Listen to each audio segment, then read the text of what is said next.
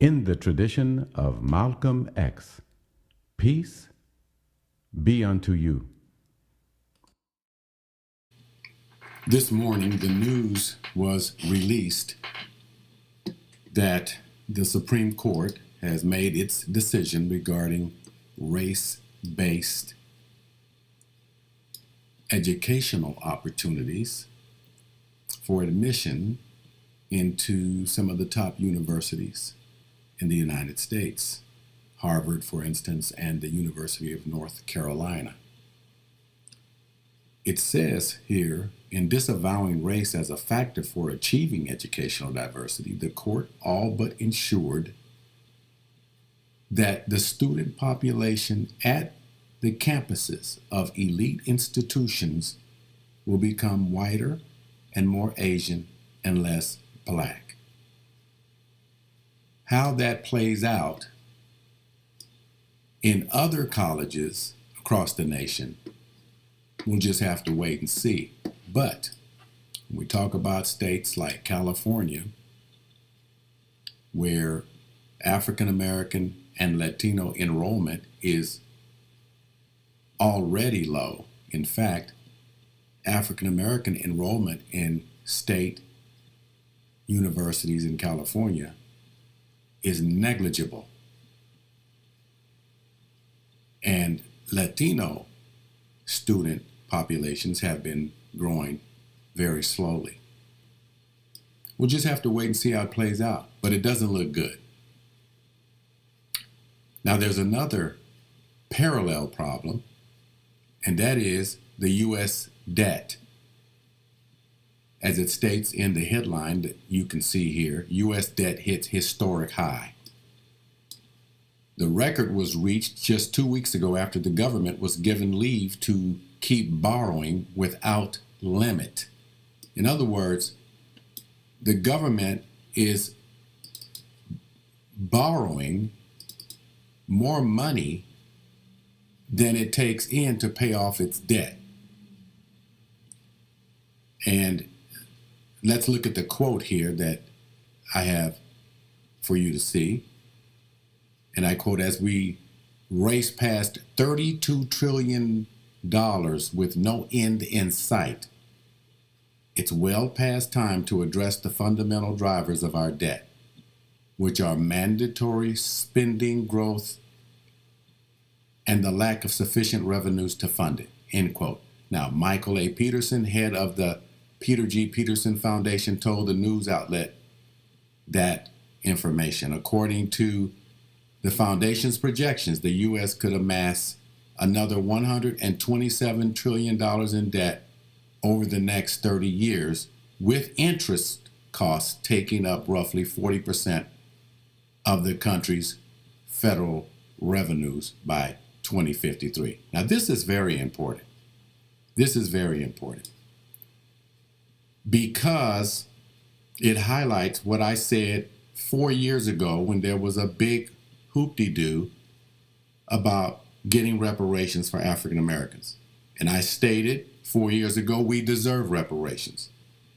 But I also stated the federal government is never going to give us reparations because the federal government doesn't really do justice for all. And with this growing national debt, the refusal to address the issue of reparations will be rationalized by these numbers. We can't afford it. That's what the anti-reparations movement will say. We can't afford it. And so the answer is no. It'll never make it through Congress. It will never make it through Congress. And I hope that you can see that the Congress as a whole voted to give away billions of dollars in weaponry over to Ukraine while neglecting the basic fundamental infrastructural problems that poor people and African Americans in particular are facing in this nation, and to ignore our decades-long plea for reparations justice. We are not a priority. We're not on the list of priorities. And the only way that we could get on the list of priorities for reparations is if the oligarchs who run this country find that there would be a great benefit for them to give us reparations. And obviously there is not that perception. So we're not going to be getting into the universities, even though most of the big universities were founded on slavery, income from slavery. We're not going to be getting in there. Not even that kind of token reparations will be given. And here's another thing that I want you to take a look at. I want you to understand the chart here underscores the caste system that we live in. This is from the New York Times. This year, U.S. transfer of wealth, trillions of dollars, assets. Now look at the bar graph. It's broken down by generation. And you can see baby boomers stand to inherit $78.3 trillion in wealth. That means it could be cash, it could be land, it could be businesses, technology, etc.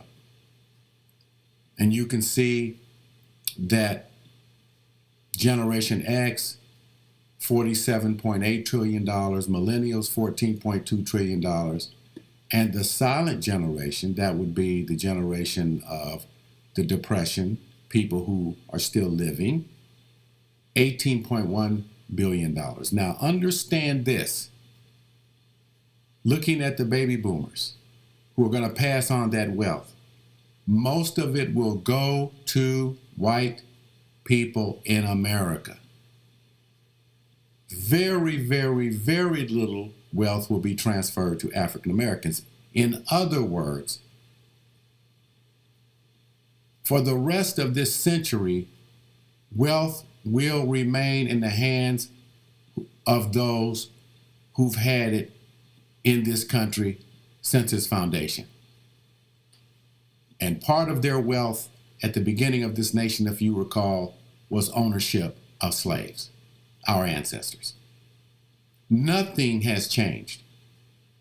Nothing has changed with regard to increased wealth for African Americans and even Native Americans, indigenous people, are going to lose their wealth because their fertility rates are even lower than the fertility rate of African Americans. They're dying off.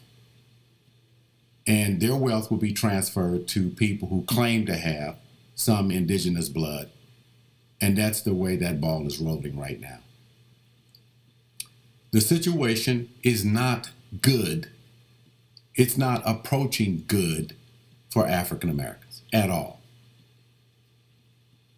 And I'm not going to go into climate change right now, which is another problem that we have to cope with even now as the heat dome is moving across the South.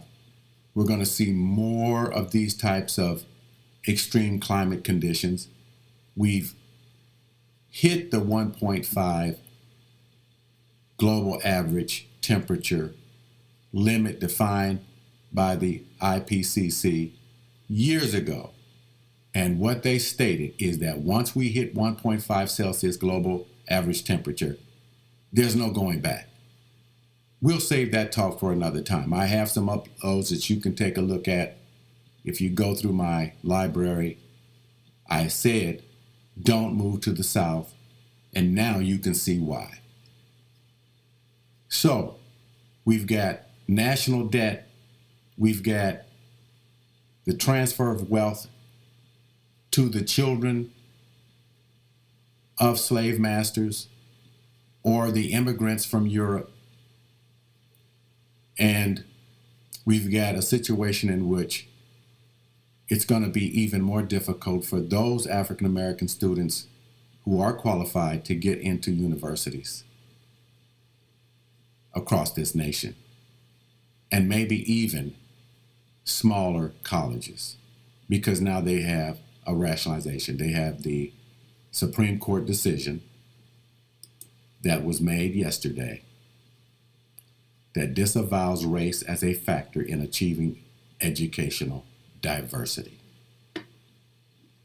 I am Dr. Stephen Nur Ahmed. Peace be unto you.